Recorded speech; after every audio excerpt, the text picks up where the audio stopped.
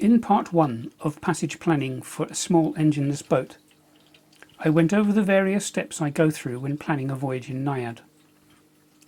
In this part 2, I'll describe what I've planned for the upcoming voyage and why.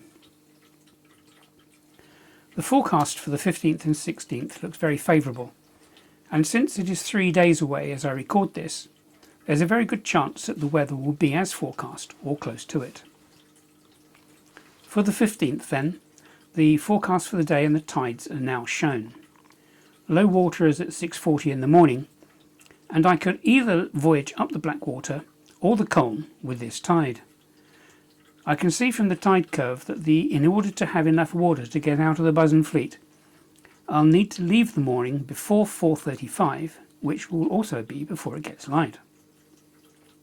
Sunrise is shown on the tide curve by the orange vertical line, and is 5:41. Looking at the wind directions of around 4:30, I can see that the wind is going to be just south of west, force 2, gusting 3, which is going to be very good for sailing out of the Bosun Fleet, and it will stay from this direction until around 6 AM, when it will veer a little to the west. This wind direction indicates that the voyage will be towards the River Colne. Low water is at 6:40, so I'll have 2 hours of favourable ebb tide to leave the mooring, sail out of the fleet, and across to the entrance of the River Colne. This is a distance of about 4 nautical miles. That should be easy to do, as that's only an average of 2 knots over the ground, and that will be assisted by the ebb tide. If I get to the River Colne too early, I'll try to sail upriver against the last of the ebb, and if that doesn't work, I'll anchor close to the mouth of the river and wait for the tide to change. Once the tide has changed and starts to flood, I should be able to sail all the way upriver to Colchester, a distance of just over 7.5 nautical miles. After the tide has turned and starts to ebb, I should be able to sail back down the river, with the ebb tide, to reach my intended overnight stop before low water. I intend to try an overnight in North Gaydon Channel, just north of Rat Island. Rat Island isn't shown on the iBoating app as I'm using the free version of the chart, but it's about here. I've taken a screenshot from the IMRAIN navigator to show the island in more detail, and here is about where I wish to overnight. On the 16th, I'll need to take the last of the ebb tide out of the Colne and then pick up the flood tide heading westwards. Low water is at 7:20 in the morning and has height of 1 metre, whereas the height of the previous low water on the 15th is 0.6 of a metre, so I should be able to get out of the channel without any problems. I've never been there before, and I can't find any photographs of the area, so I don't know what it's going to be like.